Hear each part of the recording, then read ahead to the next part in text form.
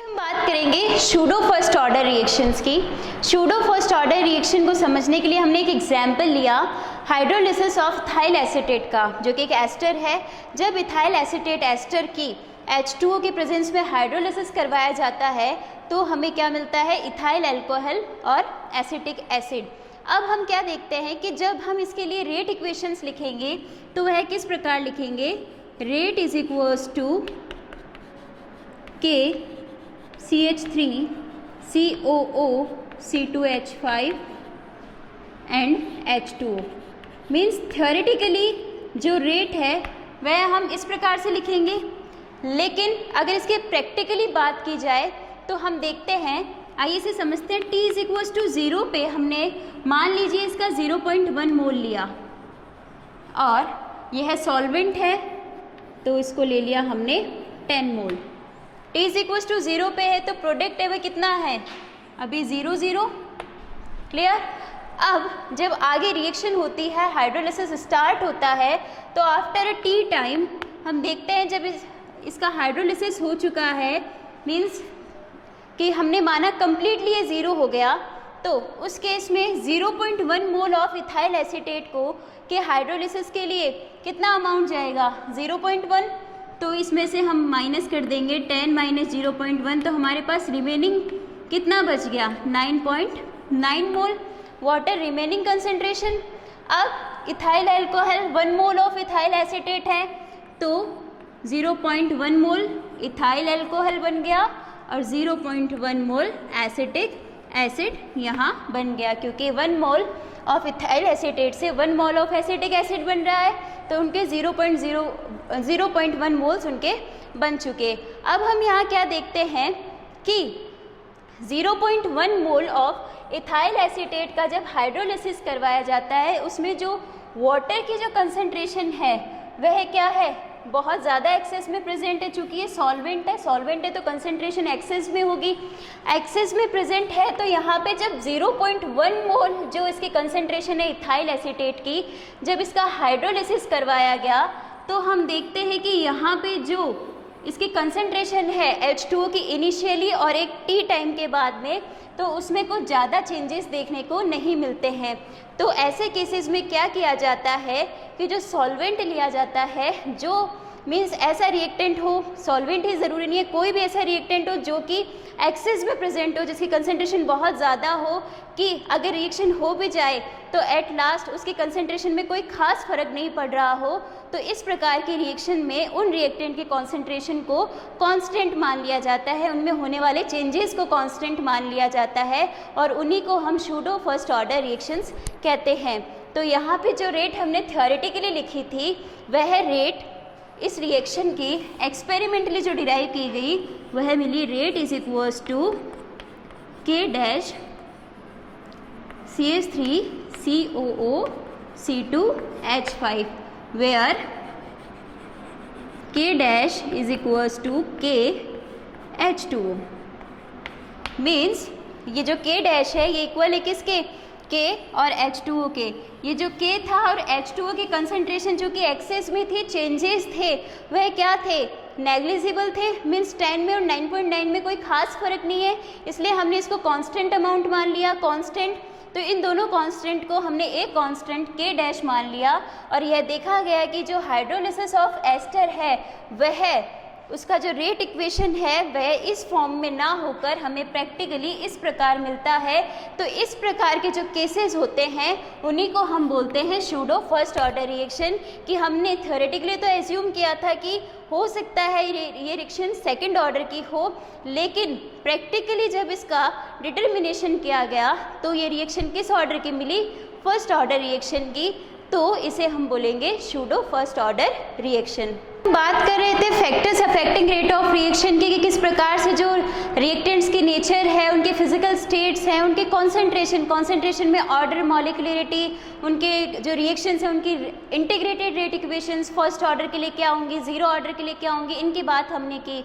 अब आइए उसी में आगे बढ़ते हैं कि टेम्परेचर जो फैक्टर है उसका किसी रेट ऑफ रिएक्शन के ऊपर किस प्रकार से अफेक्ट होगा। जनरली हम क्या देखते हैं कि अगर कोई भी एक नॉर्मल रिएक्शन हमने ली तो उसमें अगर हम टेम्परेचर इंक्रीज करेंगे तो क्या होगा, टेम्परेचर इंक्रीज किया, उसकी एनर्जी इंक्रीज हुई, एनर्जी इंक्रीज होने से क्या होगा, उनमें कॉलिजन्स बढ़ेंगे और प्रोडक्ट बनने की प्रोबेबिलिटी है वह ज़्यादा होगी। तो हम कह सकते हैं कि टेम्परेचर इंक्रीज करने से क्या होगा, सिंपली रेट ऑफ रिएक्शन है वह भी इंक्रीज हो जाएगी। टेम्परेचर के जो इफ़ेक्ट्स हैं उसको जब एक्सपेरिमेंटली शो किया गया तो यह देखा गया कि जब किसी टेम्परेचर में 10 डिग्री सेल्सियस का इंक्रीज़ किया जाता है, मतलब अगर मैं टेम्परेचर को 10 डिग्री सेल्सियस इंक्रीज़ कर दूं तो उसके जो रेट कांस्टेंट्स हैं वह 2 to 3 टाइम्स इंक्रीज़ हो जाते हैं, 2 to 3 टाइम्स इंक्रीजेस। इसे टेम्परेचर कोफिशिएंट थ्योरी कहा गया, जिसमें इस प्रकार से जो इंक्रीज़ है टेम्परेचर का और उसके रिस्पेक्ट में रेट्स का, उसको शो किया जाता है 2 to 3 टाइम्स। मीन्स किसी केमिकल रिएक्शन के लिए अगर टेम्परेचर को 10 डिग्री सेल्सियस इंक्रीज़ कर दिया जाए तो उसके जो रेट कांस्टेंट्स हैं वह 2 से 3 गुना बढ़ जाते हैं, और यह जो टर्म होती है वह टेम्परेचर कोफिशिएंट कहलाती है, टेम्परेचर कोफिशिएंट।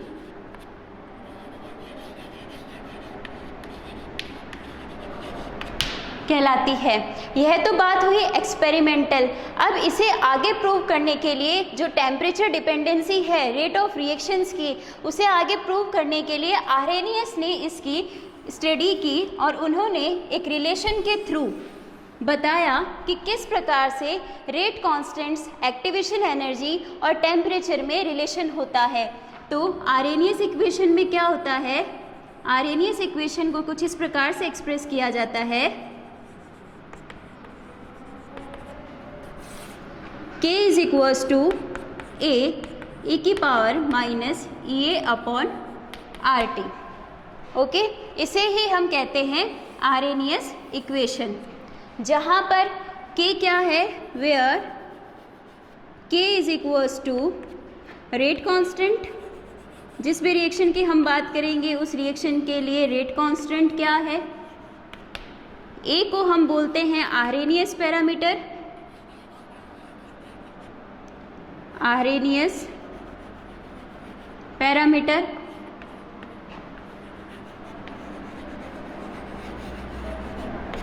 जो कि हर एक रिएक्शन के लिए स्पेसिफिक होता है, specific to a reaction,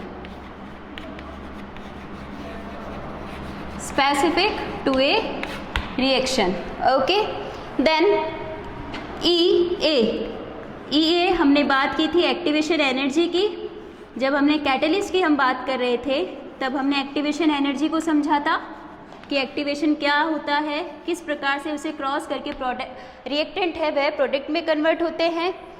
then E is equals to activation energy and T is equals to temperature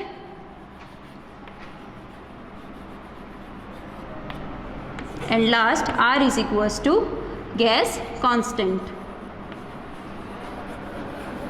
जिसकी वैल्यू क्या होती है 8.314 जूल पर मोल पर केल्विन, और यहाँ हम जिस टेम्परेचर की बात करेंगे वह भी क्या होगा, केल्विन में। क्लियर? तो आइए आगे इसे और अच्छे से समझते हैं। जो आरेनियस ने कहा कि K इज इक्वल्स टू ए ई की पावर माइनस ए अपॉन आर टी, मीन्स जो रेट कांस्टेंट, एक्टिवेशन एनर्जी और टेम्परेचर का रिलेशन है वह कुछ इस प्रकार होता है। तो उसमें ये जो टर्म होता है ई की पावर माइनस ई ए अपॉन आर टी, उसे हम क्या कहते हैं, इसे डिनोट किया जाता है ई ए बाई आर टी, और यह मॉलिक्यूल्स का वह फ्रैक्शन है, वह पार्ट है जिसकी एनर्जी क्या है, एक्टिवेशन एनर्जी से ज़्यादा है प्रोडक्ट में कन्वर्ट होने के लिए। तो हम लिखते हैं कि ई की power minus E A by R T is equals to fraction of molecules, fraction of molecules that have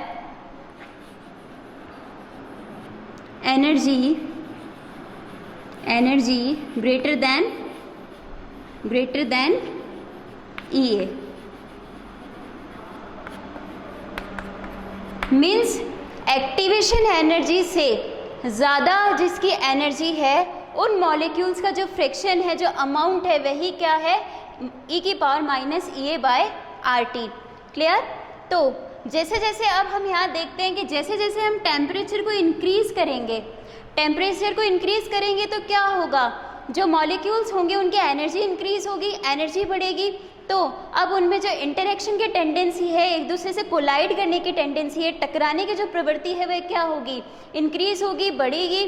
तो जितनी ज़्यादा से ज़्यादा टक्कर होगी क्या होगा, प्रोबेबिलिटी बन जाएगी प्रोडक्ट बनने की, बढ़ेगी probability, means rate of reaction भी इंक्रीज हो जाएगा। तो हम कह सकते हैं कि जैसे जैसे टेम्परेचर बढ़ेगा मॉलिक्यूल्स की एनर्जी बढ़ेगी, या हम कह सकते हैं कि एक्टिवेशन एनर्जी बैरियर अगर कम कर दिया जाए, एक्टिवेशन एनर्जी की जो वैल्यू है वह कम कर दी जाए या फिर टेम्परेचर बढ़ा दिया जाए, इन दोनों केसेस में क्या होगा, जो रेट्स हैं वह क्या हो जाएंगी, इंक्रीज हो जाएंगी।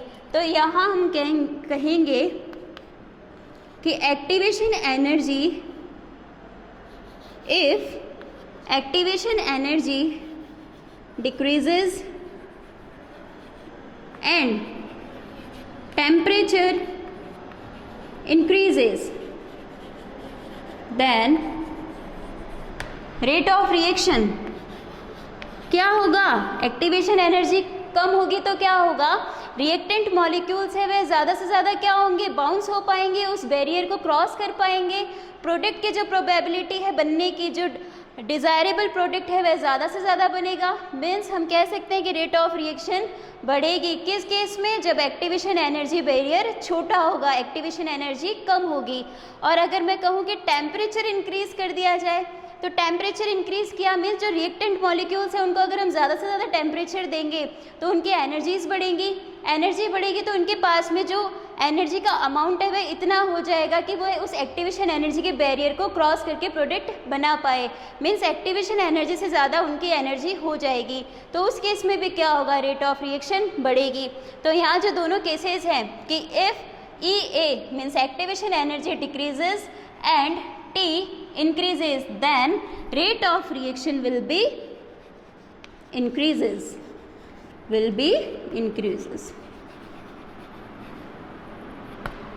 क्लियर। मीन्स एक्टिवेशन एनर्जी को घटाने पर और टेम्परेचर को बढ़ाने पर जो रेट ऑफ रिएक्शन है वह क्या होंगी, वह बढ़ जाएंगी। अब यह जो इक्वेशन है K = Ae⁻⁻A/RT, तो इसे आगे हम और मैथमेटिकली सिंप्लीफाइड करते हैं। यहाँ हम लिखेंगे K Ae⁻⁻A/RT, taking log both sides, taking log. तो हम यहाँ लिखेंगे ln of K = ln of A e⁻⁻A/RT।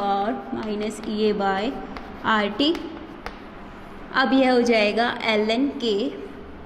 चूँकि हमें पता है कि लॉग की टर्म्स में कुछ रिलेशंस अगर इस प्रकार दिए हुए हों A × B, तो इसे हम किस प्रकार लिखते हैं, ln A + ln of B। Clear.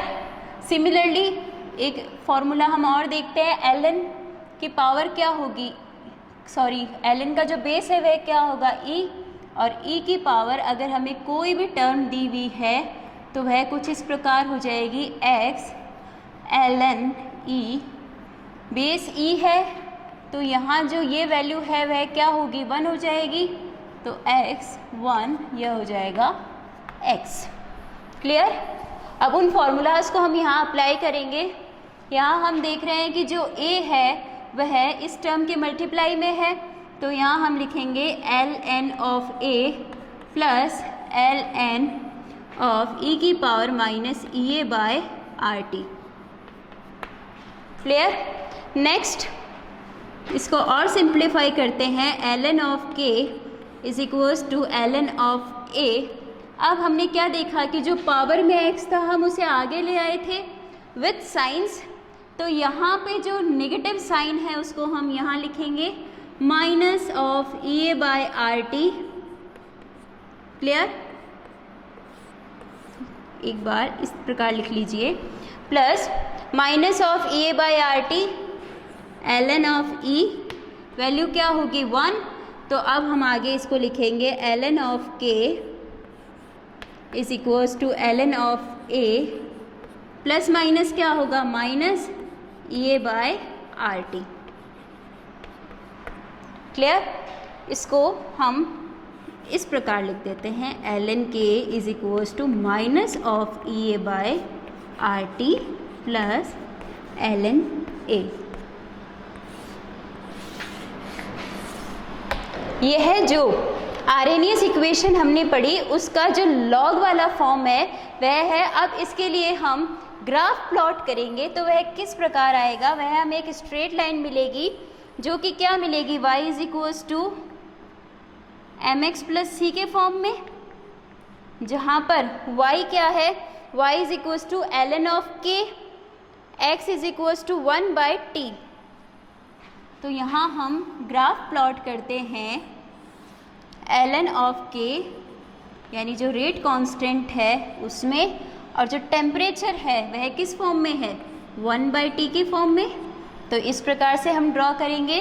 तो हम यहाँ क्या देखते हैं कि हमें एक स्ट्रेट लाइन मिलेगी जिसमें कुछ इंटरसेप्ट भी गिवन है। इंटरसेप्ट क्या है एल एन ए, तो यहाँ हमने माना कि ये जो इंटरसेप्ट है वह है एल एन ए, और यहाँ से एक स्ट्रेट लाइन मिल रही है जो कि नेगेटिव स्लोप के साथ है, और जो इसका स्लोप है वह क्या है, स्लोप है इसका minus of E A by R. Clear? अब अगर इसी इक्वेशन को मैं log बेस 10 में कन्वर्ट करूं तो क्या होगा, log 10 के 2.303 से हम मल्टीप्लाई कर देते हैं जब नेचुरल लॉग को 10 बेस लॉग में कन्वर्ट किया जाता है, इज इक्वल्स टू, यहाँ पे कोई लॉग के टर्म नहीं है तो हम इसे एज इट इज लिख देंगे minus E A by R T plus L N A, तो यहाँ हम लिखेंगे 2.303 log of base 10 A. Clear? अब इसे हम थोड़ा और सिंप्लीफाई करेंगे तो हम यहाँ लिख देते हैं log बेस 10 के, इस टर्म से हम डिवाइड करेंगे 2.303 से, तो यहाँ आ जाएगा, डिवाइड किया 1 आ गया, यहाँ लिखेंगे minus E A by 2.303 R T plus 2.303 से डिवाइड करेंगे तो ये 2.303 ऑलरेडी प्रेजेंट है, डिवाइड होगा 1 हो जाएगा, और यहाँ आ जाएगा log 10 ए। क्लियर? तो ये इक्वेशन हो जाएगी आरएनएस इक्वेशन log बेस 10 के फॉर्म में। सिमिलरली उसके लिए भी हम जब ग्राफ प्लॉट करेंगे तो किसके बीच करेंगे, 1 बाई टी के फॉर्म में टेम्परेचर है तो 1 बाई टी और log बेस 10 के, जब इसमें ग्राफ प्लॉट किया जाएगा तो क्या होगा, हमें एक स्ट्रेट लाइन मिलेगी y is equals to m x plus c की फॉर्म में है। स्लोप क्या है, नेगेटिव है, तो नेगेटिव स्लोप के साथ जब हमें जो स्ट्रेट लाइन मिलेगी वह मिलेगी कुछ इस प्रकार, और जो उसका इंटरसेप्ट है c उसकी वैल्यू क्या है log 10 ऑफ a, एंड जो इसका स्लोप है वह हम क्या लिख देंगे minus E A by 2.303 R. Clear? तो इस प्रकार से नेचुरल लॉग्स और जो 10 बेस लॉग्स हैं उनमें जो रेट कांस्टेंट्स के और एक्टिवेशन एनर्जी और टेम्परेचर के जो रिलेशंस हैं, उनके जो ग्राफ्स हैं वे किस प्रकार बनते हैं वो हमने देखा।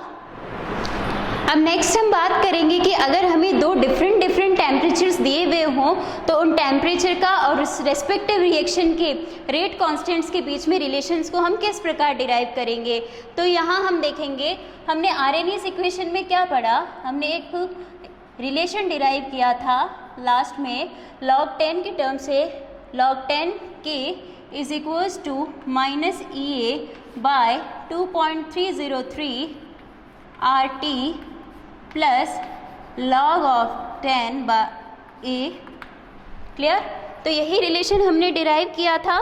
इसमें अब हम आगे देखते हैं कि हम बात कर रहे हैं कि इसी सेम रिएक्शन के टेम्परेचर्स को अगर वेरी करेंगे, माना कि मैंने यहाँ पे दो केस लिए, केस फर्स्ट में मैं लूँगी एट T1 टेम्परेचर। कोई भी मैंने एक T1 टेम्परेचर की बात की, ओके, और इसी के साथ एक केस मैं लूँगी T2 का, कि जो हमारा सेकंड टेम्परेचर है जिस पे हम बात करने वाले हैं वह है एट T2 टेम्परेचर।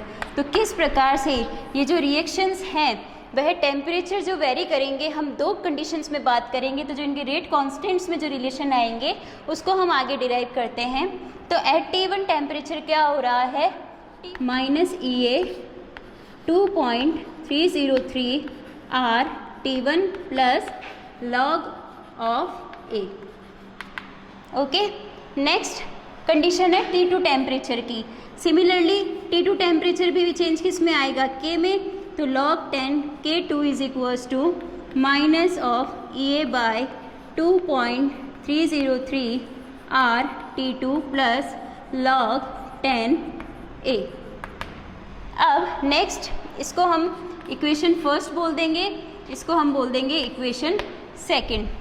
तो इनके रिलेशंस को हम कुछ इस प्रकार से डिफाइन करेंगे, 2 - 1 इक्वेशन सेकंड में से फर्स्ट माइनस करेंगे तो उसे हम इस प्रकार लिखते हैं log K2 minus log K1 is equals to, अब log K2 के वैल्यूज़ हम यहाँ लिखेंगे, जो है वह क्या है, minus of EA 2.303 R T2 plus log of 10 A,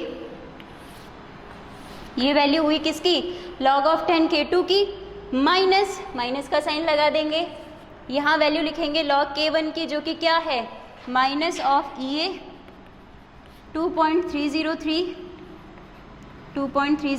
R T1 plus log base 10 A।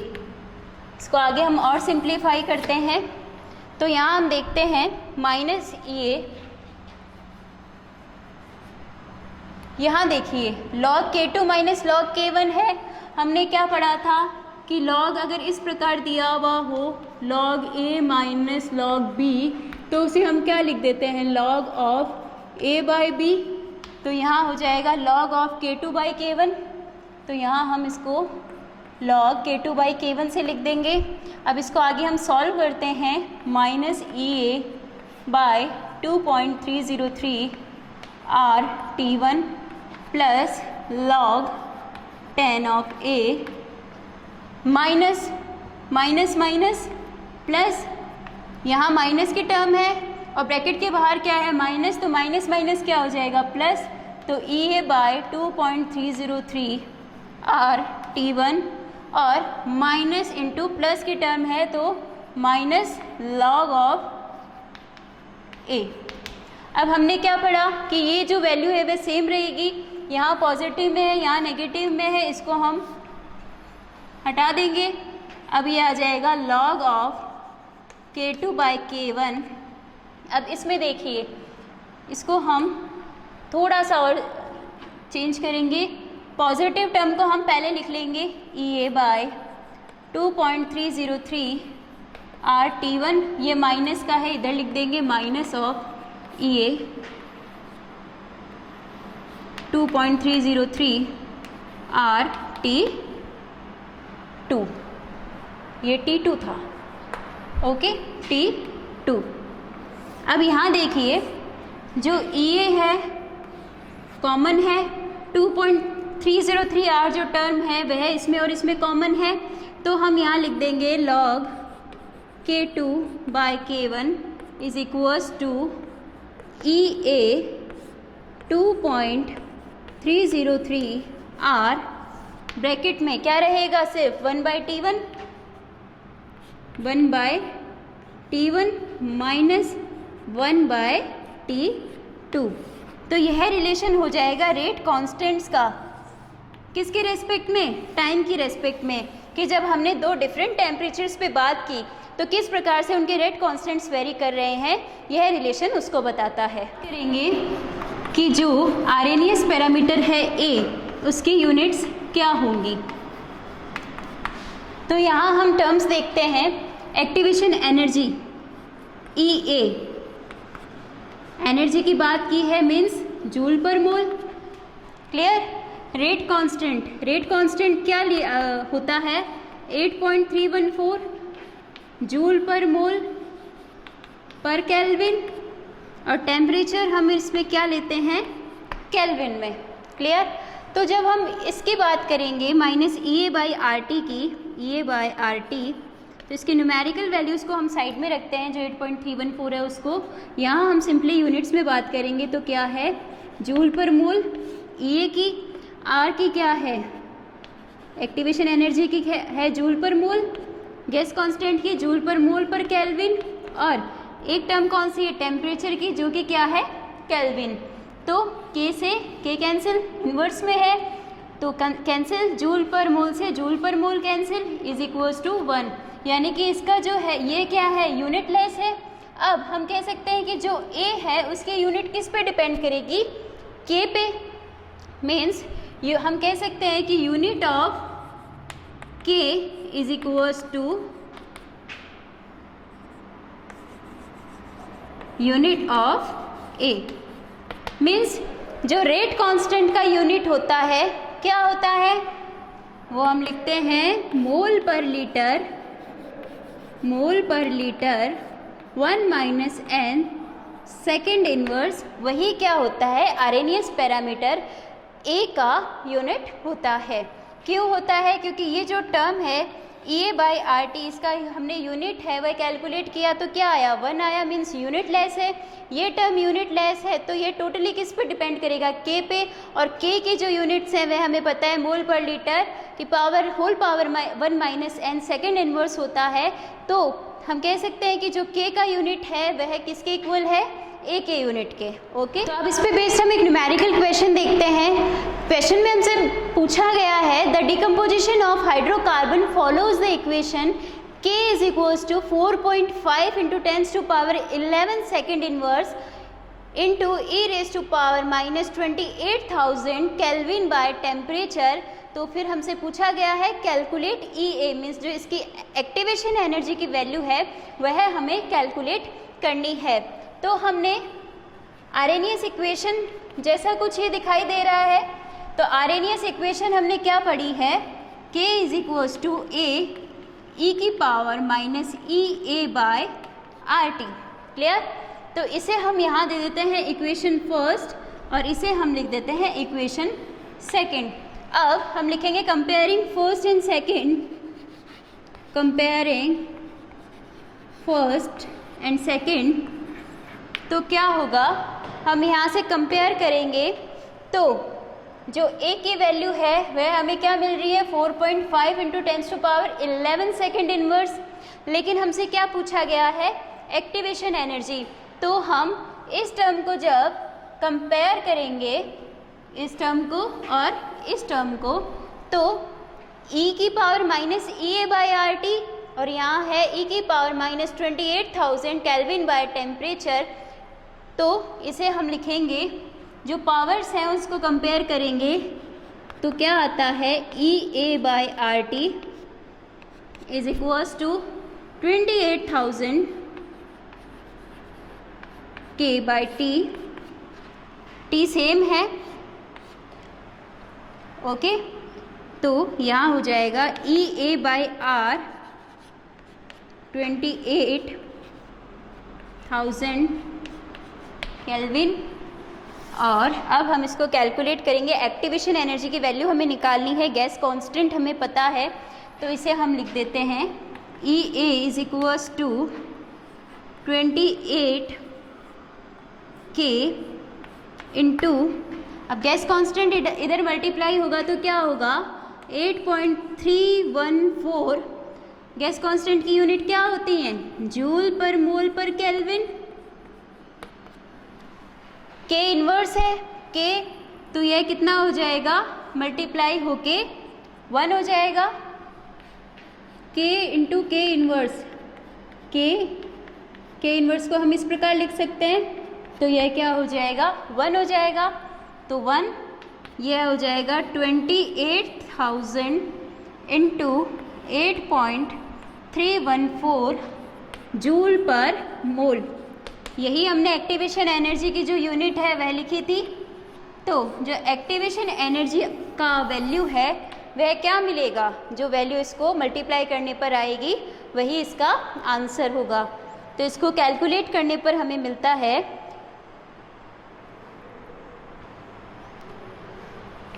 EA is equals to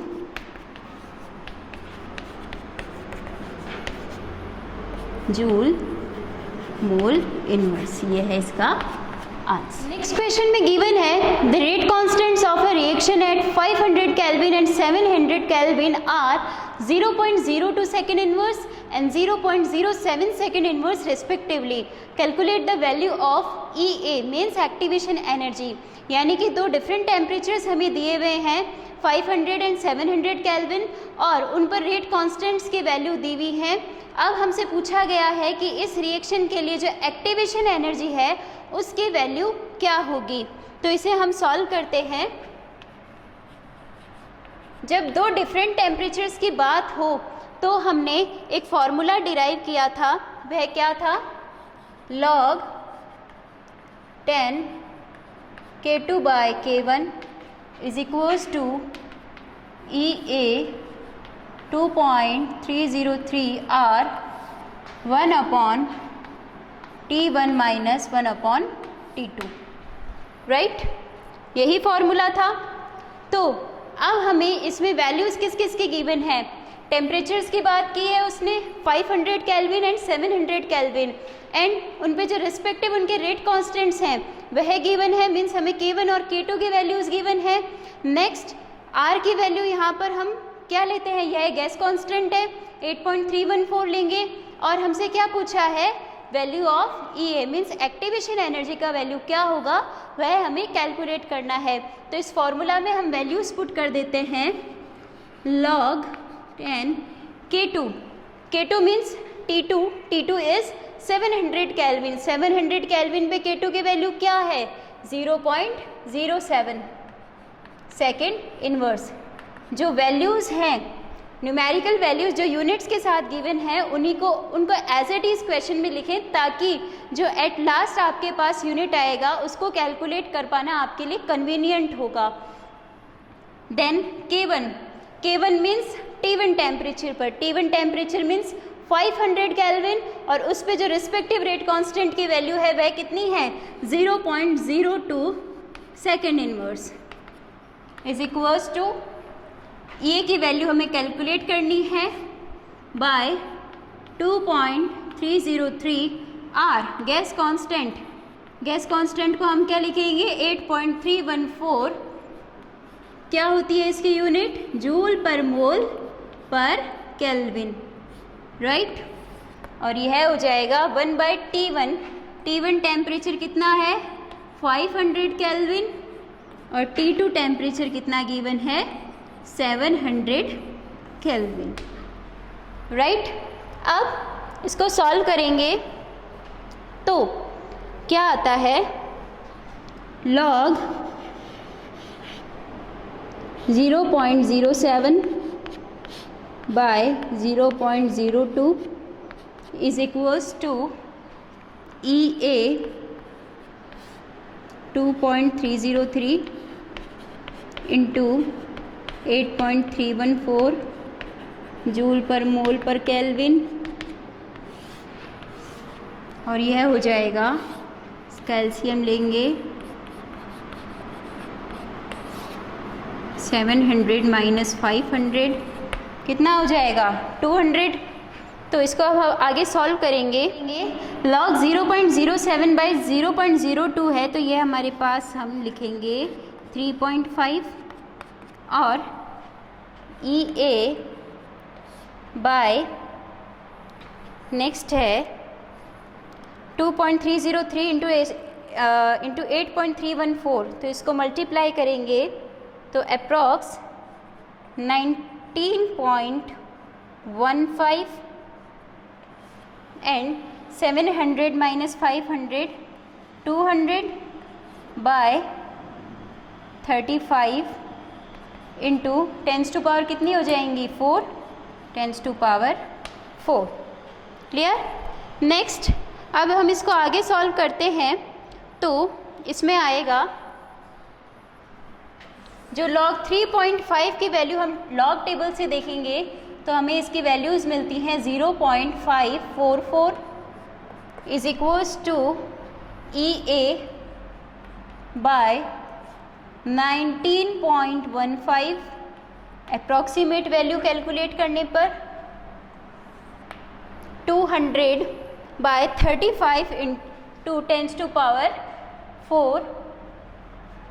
तो यह हो जाएगा 5.7 इंटू 10⁻⁴ ऊपर जाने पे, और इसको हम कैलकुलेट करेंगे तो EA की वैल्यू हम यहाँ लिखेंगे 0.544 इंटू 19.15 बाय 5.7 इंटू 10⁻⁴।